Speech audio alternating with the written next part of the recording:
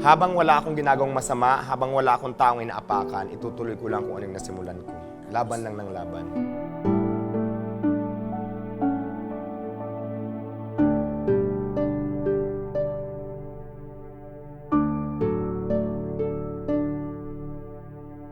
Ano pang gagawin mo ngayon na parang naging learnings mo from the past na talagang i-apply mo ngayon na buong buo?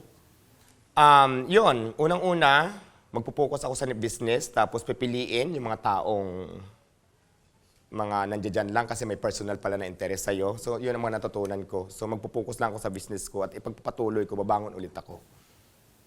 Thank you very much. Maraming salamat. Thank you, Miss Vicky. Meron ka pa bang gustong sabihin sa mga talagang fan mo at gustong makita ka mag-succeed? Sa lahat ng mga supporters ko nandyan, gusto ko ulit kayo pasalamatan. Maraming salamat kasi maraming basher pero marami din namang supporters. So nakikita ko sa mga comment section. Basta ako, habang wala akong ginagawang masama, habang wala akong taong inaapakan, itutuloy ko lang kung anong nasimulan ko. Laban lang ng laban. Ano gusto mong sabihin sa sarili mo? Kaya mo yan, Diwata. Magpakatatag ka at alam kong matapang ka. Kaya gulang, laban lang. Kaya mo yan. Kayang-kaya.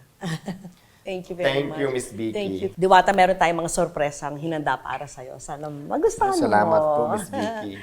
Thank you rin sa time mo sa amin. Maraming salamat din at saka isang malaking karangalan na makaharap kita. Dati napapanood lang kita sa TV. Mamaya magpa-picture ako ha.